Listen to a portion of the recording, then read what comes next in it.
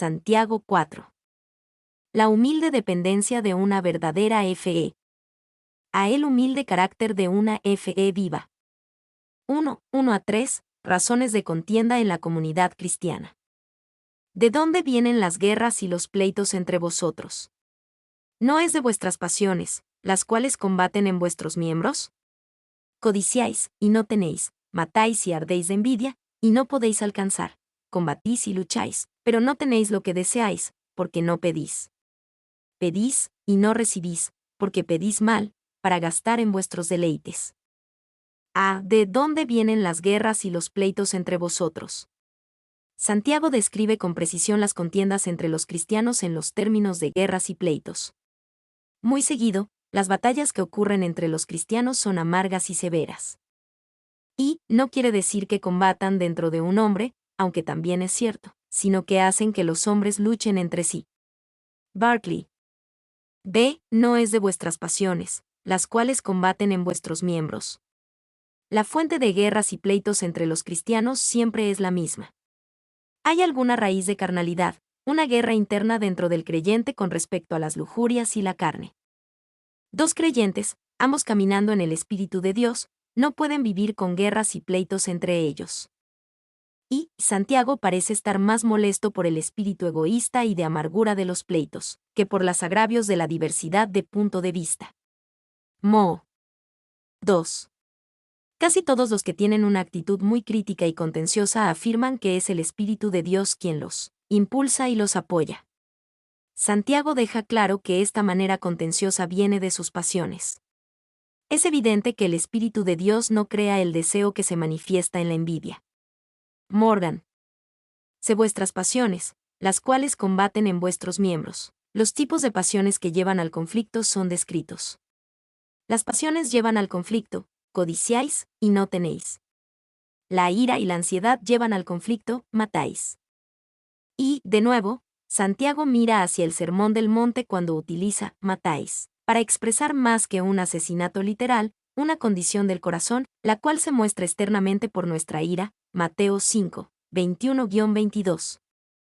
2. La palabra asesinar, matáis, es alarmante y tiene la intención de alarmar. Santiago buscó el forzar a sus lectores a que se dieran cuenta de la profundidad de la maldad en su odio amargo, hacia los demás. Ebert. Pero no tenéis lo que deseáis, esto apunta a la inutilidad de esta vida si es guiada por las pasiones.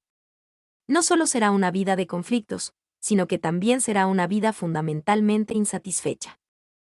Y toda la historia de la humanidad muestra el fracaso de los malos deseos por obtener su objeto. Spurgeon. 2. Esta es la trágica ironía de la vida vivida según los deseos mundanos y carnales. Nunca alcanza la meta por la que lo da todo. Esta insatisfacción fundamental no se debe a una falta de esfuerzo. Si los lujuriosos fracasan, no es porque no se hayan puesto a trabajar para conseguir sus fines, pues según su naturaleza utilizaron los medios más prácticos a su alcance, y los emplearon también con entusiasmo. Spurgeon. 3. Esto nos ayuda a entender racionalmente la locura de vivir la vida detrás de las lujurias del mundo y de nuestros apetitos animales. Estás tentado a cumplir un deseo pecaminoso porque piensas, o esperas, que puede ser satisfecho, pero nunca lo será. ¿Por qué no aceptar tu falta de tal satisfacción ahora, en lugar de experimentar un pecado muy doloroso y dañino después? Pero no tenéis lo que deseáis, porque no pedís. La razón por la que estos deseos destructivos existen entre los cristianos es porque no buscan a Dios para que satisfaga sus necesidades, porque no pedís. Santiago nos recuerda el gran poder de la oración, y el motivo por el que uno puede vivir innecesariamente como un indigente espiritual, simplemente por no orar o no pedir cuando ora. Y podríamos afirmar que es una ley espiritual virtual, que Dios no da a menos que se lo pidamos. Si poseemos poco de Dios y de su reino, es casi seguro que hemos pedido poco. Recuerde este texto: Jehová dice a su propio Hijo: pídeme, y te daré por herencia las naciones, y como posesión tuya los confines de la tierra. Si el real y divino Hijo de Dios no puede ser eximido de la regla de pedir para tener, tú y yo no podemos esperar que la regla se relaje a nuestro favor. ¿Por qué debería ser así? Spurgeon. 2. Si podéis tener todo pidiendo, y nada sin pedir, os ruego que veáis lo absolutamente vital que es la oración, y os suplico que abundéis en ella.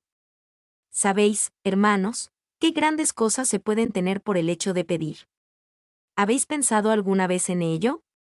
¿No os estimula a orar con fervor? Todo el cielo está al alcance del que pide, todas las promesas de Dios son ricas e inagotables, y su cumplimiento se obtiene con la oración. Spurgeon. Pedís mal, para gastar en vuestros deleites. Después de tratar el problema de la falta de oración, ahora Santiago trató el problema de la oración egoísta. Estos, cuando pedían, lo hacían con motivos puramente egoístas. Y debemos recordar que el propósito de la oración no es persuadir a un Dios renuente a hacer nuestra voluntad. El propósito de la oración es alinear nuestra voluntad con la suya, y en asociación con Él, pedirle que cumpla su voluntad en esta tierra, Mateo 6:10. 2. Cuando un hombre ora de forma egoísta, pide a Dios que sea su siervo, y que satisfaga sus deseos. No, peor que eso, quiere que Dios se una a él al servicio de sus lujurias. Satisfará sus deseos, y cree que Dios vendrá y le ayudará a hacerlo.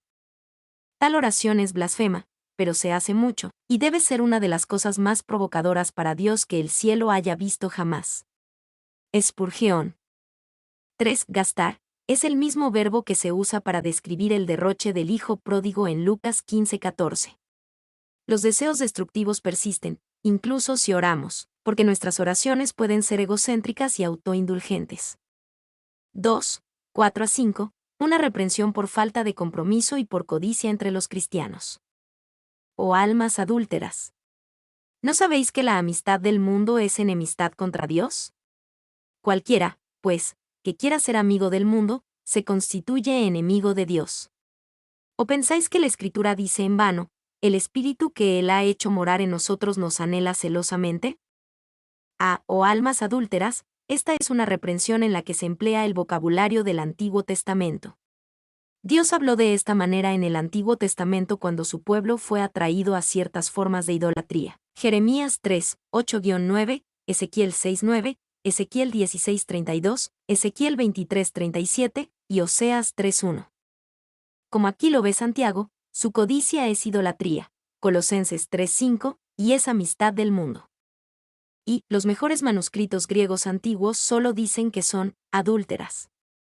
Utiliza la forma femenina deliberadamente, porque un giro de especial desprecio y desdén en el mundo antiguo era llamar a una comunidad o a un grupo, usando algún equivalente femenino. Moffat. 2. La adición de adúlteros fue probablemente de un escriba primitivo que pensaba que Santiago se refería al adulterio sexual literal y no quería excluir a los hombres de la reprimenda. Pero Santiago usó la frase adúlteras para dar una imagen espiritual específica. Según esta imagen, Dios es el esposo y nosotros somos su esposa, como en pasajes del Antiguo Testamento como Isaías 54:5, Jeremías 3:20 y Éxodo 34:15-16. 3. Los judíos, por su pacto con Dios, se representan como desposados con Él y, por lo tanto, su idolatría y su iniquidad en general son representados bajo la noción de adulterio. Clarke.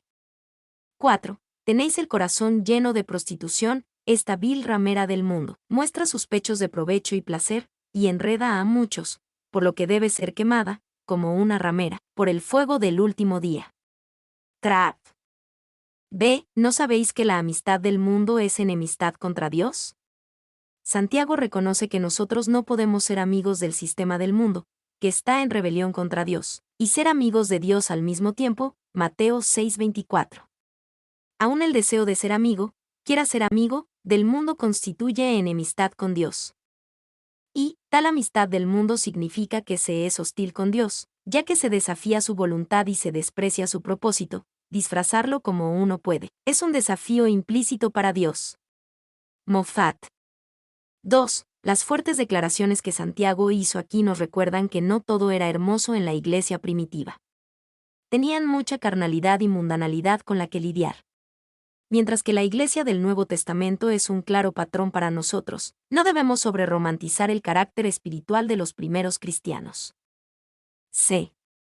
El Espíritu que Él ha hecho morar en nosotros nos anhela celosamente. La presencia que mora en el interior del Espíritu Santo tiene un anhelo celoso por nuestra amistad con Dios. El Espíritu condenará al cristiano que vive en compromiso. Y esta frase es un poco difícil de traducir con precisión. ¿Es Dios anhelando celosamente la devoción de nuestro espíritu, la que puso dentro de nosotros?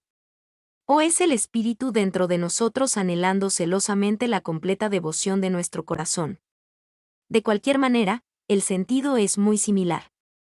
2. Llegó a hablar de ellos como adúlteros y adúlteras, y luego, adoptando un tono más suave y suplicante, dice, estáis afligiendo al Espíritu Santo que ha venido a habitar en vosotros, que anhela con una envidia celosa poseer toda vuestra naturaleza para sí mismo. Meyer. 3. Santiago está de acuerdo con los muchos pasajes del Antiguo Testamento que nos dicen que Dios es un Dios celoso. Deuteronomio 32 horas y 16 minutos y 32 horas y 21 minutos. Éxodo 25 y 34 horas y 14 minutos. Zacarías 8:2. La idea es que Dios ama a los hombres con tal pasión que no puede soportar ningún otro amor dentro de los corazones de los hombres. Barclay. 4. Piense en el dolor y la tortura interior de la persona que es traicionada por un cónyuge infiel, quien cuenta con la verdad, yo les soy fiel, pero ellos me son infieles. Esto es lo que el Espíritu de Dios siente con respecto a nuestros corazones que aman al mundo. D. La Escritura dice, ¿por qué no puedes encontrar las palabras exactas de la Escritura citada en Santiago 4:5 en cualquier verso específico del Antiguo Testamento? Y lo más probable es la visión de que Santiago no estaba citando ningún pasaje en particular, sino que estaba resumiendo la verdad expresada en varios pasajes del Antiguo Testamento. Ebert. 2. También puede ser que Santiago 4:5 habla en dos frases independientes, y que las palabras de la escritura citada se refieren a lo que fue dicho en Santiago 4:4. 3. 6-10. Las soluciones para la contienda. En humildad, ponerse bien con Dios. Pero Él da mayor gracia. Por esto dice, Dios resiste a los soberbios, y da gracia a los humildes. Someteos, pues, a Dios, resistid al diablo, y huirá de vosotros. Acercaos a Dios, y Él se acercará a vosotros. Pecadores, limpiad las manos, y vosotros los de doble ánimo, purificad vuestros corazones. Afligíos, y lamentad, y llorad. Vuestra risa se convierta en lloro, y vuestro gozo en tristeza. Humillaos delante del Señor, y Él os exaltará. Pero Él da mayor gracia. El mismo Espíritu Santo que nos convence de nuestro compromiso, también nos dará la gracia de servir a Dios como debemos. Esta maravillosa afirmación, pero Él da mayor gracia, contrasta fuertemente con las palabras anteriores. Y, note ese contraste, nótelo siempre. Observad lo débiles que somos, lo fuerte que es Él, lo orgullosos que somos, lo condescendiente que es Él, lo mucho que erramos, y lo infalible que es Él, lo cambiantes que somos, y lo inmutable que es Él, lo provocadores que somos, y lo indulgente que es Él. Observad cómo en nosotros solo hay enfermedad, y cómo en Él solo hay bien. Y aún en nuestra enfermedad muestra su bondad, aún así bendice. ¡Oh! ¡Qué rico contraste! Spurgeon. 2. El pecado busca entrar, la gracia cierra la puerta. El pecado trata de obtener el dominio, pero la gracia, que es más fuerte que el pecado, se resiste y no lo permite. El pecado nos hace caer a veces, y pone su pie en nuestro cuello, la gracia viene al rescate. El pecado sube como el diluvio de Noé, pero la gracia cabalga sobre las cimas de las montañas como el arca. Spurgeon. 3. ¿Sufre de pobreza espiritual? Es su propia culpa, porque Él da más gracia. Si no la tiene, es porque no la ha buscado. Spurgeon. B. Dios resiste a los orgullosos. Al mismo tiempo, Santiago nos recuerda que esta gracia solo llega a los humildes. La gracia y el orgullo son enemigos eternos. El orgullo exige que Dios me bendiga a la luz de mis méritos, ya sean reales o imaginarios. Pero la gracia no se ocupará de mí en base a nada en mí, bueno o malo, sino solo en base a quién es Dios. Y Santiago usó una palabra poderosa en la frase resiste a los orgullosos. Se pone en orden de batalla contra ellos. Dios resiste a los soberbios, se pone en batalla contra los tales, por encima de cualquier otro tipo de pecador, como invasores de sus territorios, y buscadores o saqueadores de sus principales tesoros. Trap. C. Pero da gracia a los humildes, no es que nuestra humildad se gane la gracia de Dios. La humildad solo nos pone en posición de recibir el regalo que Él da libremente. D. Por lo tanto, sométase a Dios, a la luz de la gracia ofrecida a los humildes, solo hay una cosa que hacer: someterse a Dios. Esto significa ordenarse bajo Dios, rendirse a Él como un rey conquistador, y comenzar a recibir los beneficios de su reinado. Y es de asombrarse que el mundo no se someta a Dios. He escuchado mucho sobre los derechos del hombre, pero también sería bueno considerar los derechos de Dios, que son los primeros, los más altos, los más seguros y los más solemnes derechos del universo, y están en la base de todos los demás derechos. ¡Ay, gran Dios! Como eres un extraño en el mundo que tú mismo has creado. Tus criaturas, que no podrían ver si no les hubieras dado ojos, miran a todas partes menos a ti. Las criaturas que no podrían pensar si no les hubieras dado mente, piensan en todas las cosas excepto en ti, y los seres que no podrían vivir si no los mantuvieras en el ser, te olvidan completamente, o si recuerdan tu existencia y ven tu poder, son tan temerarios como para convertirse en tus enemigos. Spurgeon. 2. Si fuera un tirano sería valiente resistirse, pero como es un padre es ingrato rebelarse. Spurgeon, en otro sermón, sugirió razones por las que deberíamos someternos a Dios. Debemos someternos a Dios porque Él nos creó. Deberíamos someternos a Dios porque su gobierno es bueno para nosotros.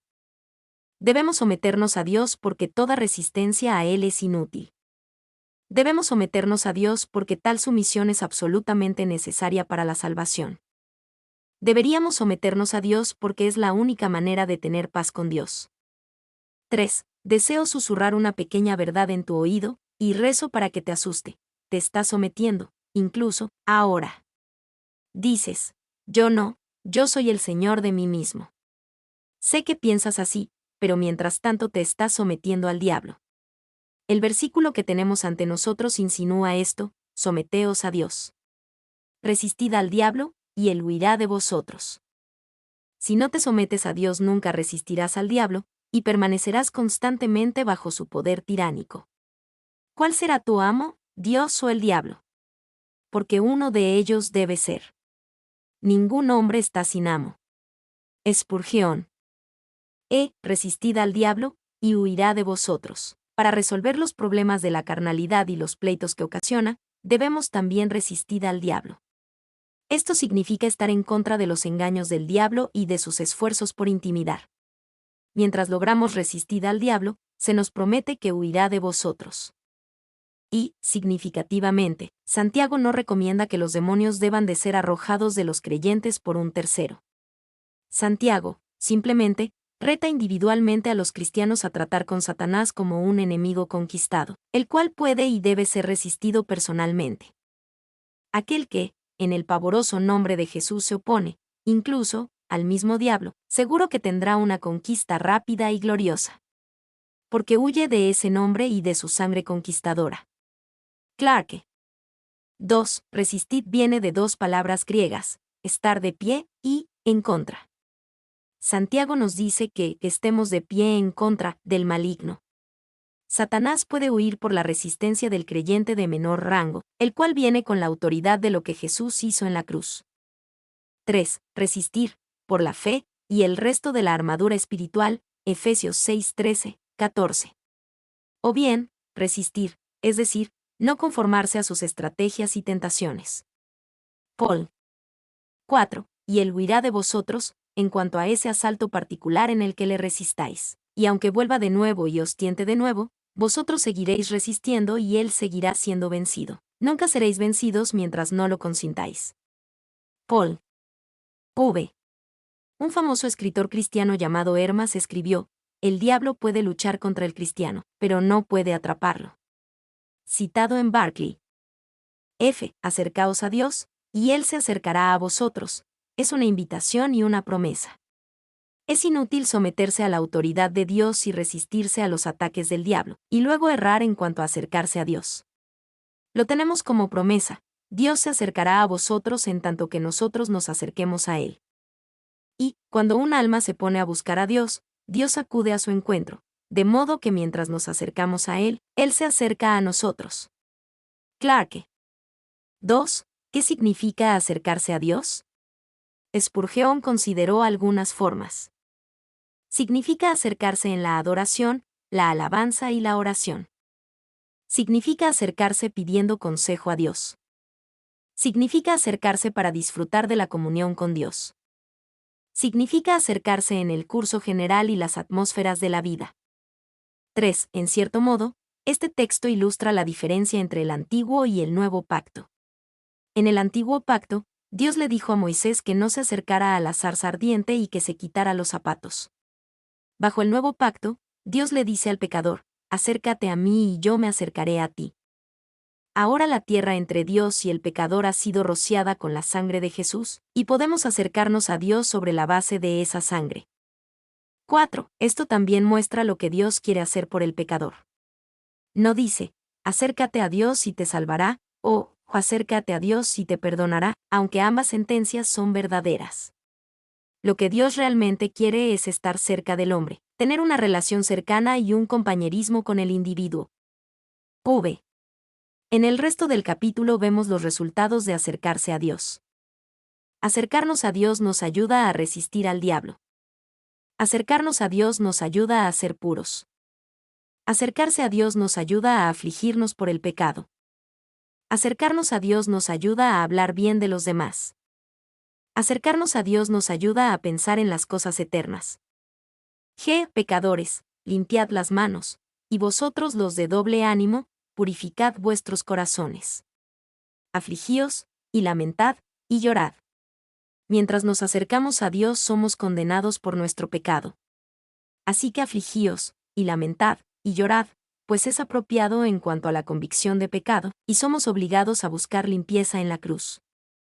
Y, la palabra utilizada para el pecador es amartolos, que significa el pecador empedernido, el hombre cuyo pecado es obvio y notorio. Barclay. 2. Al usar palabras como lamento y llanto, Santiago habla sobre la angustia del arrepentimiento en términos del lenguaje de los profetas hebreos. Moffat. Humillaos delante del Señor, y Él os exaltará, mientras llegamos como pecadores ante el Dios Santo, no como un religioso autosuficiente, como Jesús lo explicó en Lucas 18, 10-14, nos humillamos apropiadamente ante Dios. Entonces Él nos exaltará, debido a que Dios resiste a los soberbios, pero da gracia a los humildes, y la gracia, el favor inmerecido de Dios, siempre nos exaltará. Y en este pasaje Santiago ha descrito poderosamente tanto el deber como la bendición del arrepentimiento. 4. 11-12. Las soluciones para la contienda. Sea correcto con otras personas. Hermanos, no murmuréis los unos de los otros. El que murmura del hermano y juzga a su hermano, murmura de la ley y juzga a la ley, pero si tú juzgas a la ley, no eres hacedor de la ley, sino juez. Uno solo es el dador de la ley, que puede salvar y perder, pero tú, ¿quién eres para que juzgues a otro? No murmuréis los unos de los otros. El humillarnos y el ponernos bien con Dios debe resultar en ponernos bien con los demás. Cuando estamos bien con los demás, se mostrará en la forma en la que hablamos acerca de ellos. Así que no murmuréis los unos de los otros y no juzgue a su hermano. Y, la palabra, murmuréis, se traduce de la antigua palabra griega catalalia. Catalalia es el pecado de aquellos que se reúnen en las esquinas y se juntan en pequeños grupos y pasan información confidencial que destruye el buen nombre de los que no están allí para defenderse. Barclay. 2. Este pecado está mal por dos razones. Primero, rompe la ley real de que debemos amarnos los unos a los otros. Segundo, requiere un derecho de juicio que solo Dios tiene. B. El que murmura del hermano y juzga a su hermano, murmura de la ley y juzga a la ley. Cuando juzgamos a nuestro hermano, nos ponemos en el mismo lugar de la ley, y en efecto, juzgamos la ley. Esto es algo que no tenemos autoridad para hacer, debido a que uno solo es el dador de la ley, así que ¿quién eres para que juzgues a otro? Y, por muy elevada y ortodoxa que sea nuestra visión de la ley de Dios, el hecho de no llevarla a la práctica le dice al mundo que en realidad no le damos mucha importancia. Moe. Sé quién eres tú para juzgar a otro. Esta es una extensión de la misma humildad de la cual Santiago escribió en este capítulo. Cuando mostramos una correcta humildad ante Dios, no está en nosotros el juzgar arrogantemente a nuestro hermano. Y esto no es para descartar a los tribunales civiles y a los jueces. En su lugar, es para erradicar el espíritu duro, poco amable y crítico que continuamente encuentra faltas en los demás. Burdick. 2. ¿Quién eres tú, qué criatura tan lamentable, hombre, gusano, para que te levantes en lugar de Dios y te hagas juez de uno que no se somete a ti? Paul. D. Una dependencia humilde de Dios. 1. 13-16. Una precaución en contra de una actitud de independencia de Dios. Vamos ahora, los que decís, hoy y mañana iremos a tal ciudad, y estaremos allá un año, y traficaremos, y ganaremos, cuando no sabéis lo que será mañana. Porque ¿qué es vuestra vida? Ciertamente es neblina que se aparece por un poco de tiempo, y luego se desvanece. En lugar de lo cual deberíais decir, si el Señor quiere, viviremos y haremos esto o aquello. Pero ahora os jactáis en vuestras soberbias. Toda jactancia semejante es mala. Los que decís, hoy y mañana iremos a tal ciudad, y estaremos allá un año, y traficaremos, y ganaremos. Santiago reprende el tipo de corazón que vive y hace sus planes aparte de una conciencia constante de la soberanía de Dios, y con una subestimación de nuestra propia limitación, cuando no sabéis lo que será mañana. Y esta era la costumbre de aquellos tiempos antiguos. Comerciaban de ciudad en ciudad, llevando sus mercancías en los lomos de los camellos. Los judíos comerciaban así con Tiro, Sidón, Cesarea, Creta, Efeso, Filipos, Tesalónica, Corinto, Roma, etc. Y esta clase de vida mercantil itinerante a la que Santiago hace alusión. Clarke. 2. Esta actitud que Santiago desafió va mucho más allá de hacer planes sabios para el futuro. No, vayamos, pero, vayamos con el ánimo indicativo. Santiago les advierte sobre la perentoriedad de sus propósitos, y su presunción sobre tiempos y cosas futuras, que no estaban en su poder. Paul. 3. Note que estas personas, mientras pensaban que todo estaba a su disposición, usaban todo para sus propósitos mundanos. ¿Qué es lo que dijeron? Determinaron entre ellos, hoy o mañana haremos tal o cual cosa para la gloria de Dios y para la extensión de su reino. Oh, no había ni una palabra sobre Dios en ello, de principio a fin. Spurgeon. 4. Hay dos grandes certezas sobre las cosas que sucederán, una, es que Dios sabe, y la otra, que nosotros no sabemos. Spurgeon. B. Porque ¿qué es vuestra vida? Ciertamente es neblina que se aparece por un poco de tiempo, y luego se desvanece. Santiago nos llama a considerar lo frágil que es la vida humana, y el hecho de que vivimos y nos movemos solo bajo el permiso de Dios. Santiago no nos desanimará de planear ni de hacer, solo de planear y de hacer apartados de Dios. Y la idea de que nuestra vida es una neblina o una sombra, era una metáfora frecuente en el Antiguo Testamento, Salmos 102, 11. Job 8:9, una Crónicas 29 horas y 15 minutos. 2. También recordamos la historia que Jesús contó sobre el hombre rico que hizo sus grandes planes para el futuro, y que tontamente lo perdió todo cuando pidieron su alma, Lucas 12, 16-21. Quizás pudieron observar fácilmente que muchas cosas caen entre la copa y el labio, entre la barbilla y el cáliz. Trap. 3. Hay 1000 puertas a la muerte, y, aunque algunas parecen ser de paso estrecho, muchas almas han pasado por ellas. Los hombres se han asfixiado por una pepita de uva, han muerto bajo una teja caída del techo de una casa, han sido envenenados por una gota o arrastrados por un soplo de aire viciado. Hay cosas tan pequeñas capaces de matar al rey más grande. Es absolutamente maravilloso que el hombre viva. Spurgeon. 4. Sabiendo que la vida es corta, debemos ser diligentes y enérgicos en los deberes comunes de la vida cotidiana. Es pecaminoso descuidar los deberes comunes de la vida, bajo la idea de que haremos algo más en el futuro. ¿No obedeces a tus padres, joven, y piensas que vas a ser ministro? Un bello ministro serás. Como aprendiz eres muy moroso y descuidado, y tu maestro se alegraría de deshacerse de ti. Le gustaría poder quemar tu contrato de aprendizaje, Y sin embargo tienes la idea de que vas a ser un misionero. Bonito misionero serías. Spurgeon. C. En lugar de lo cual deberíais decir, si el Señor quiere, viviremos y haremos esto o aquello. No es nada más que pura jactancia lo que nos hace pensar que nosotros podemos vivir o movernos y tener nuestro ser, independiente de Dios. Esta jactancia es la esencia del pecado, una independencia orgullosa, la raíz de todos los pecados, como lo fue con el caso de Lucifer, Isaías 14, 12-15, y Adán, Génesis 3, 5-7.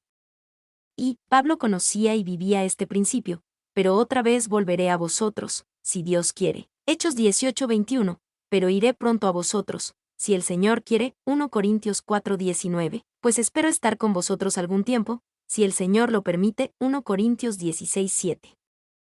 2. Toda esa jactancia, cuando la vida es tan precaria, es peor que absurda, es malvada. Un ejemplo de la altivez impía, Santiago 4:6, de la que los hombres deben arrepentirse. Moffat. 3. Te jactas de tu arrogancia. La palabra es alazonía. La alazonía era originalmente la característica del curandero errante. Ofrecía curas que no eran curas y se jactaba de cosas que no podía hacer. Moffat. 2. 17. Un reto para vivir de acuerdo a lo que conocemos en el Señor. Y al que sabe hacer lo bueno, y no lo hace, le es pecado. Y al que sabe hacer lo bueno, y no lo hace, le es pecado. Santiago sabe que es mucho más fácil pensar y hablar sobre humildad y dependencia de Dios que vivirla. Pero él pone en claro la mente de Dios, ya que sabemos estas cosas, nosotros somos responsables de hacerlas. Y aquí Santiago volvió a su tema constante a través de su carta, la idea de que la fe genuina se demuestra con la acción. Por muy elevada y ortodoxa que sea nuestra visión de la ley de Dios, el hecho de no llevarla a la práctica le dice al mundo que no le damos mucha importancia. 2. Sin embargo, también vemos que la incertidumbre de la vida, a la que Santiago se refirió en el pasaje anterior, no debe crear un miedo que lo haga a uno pasivo o inactivo. La incertidumbre de la vida debería hacernos listos para reconocer lo que es bueno y luego hacerlo. Esta incertidumbre de la vida no es una causa ni de miedo ni de inacción. Es siempre una razón para darnos cuenta de nuestra completa dependencia de Dios. Moffat.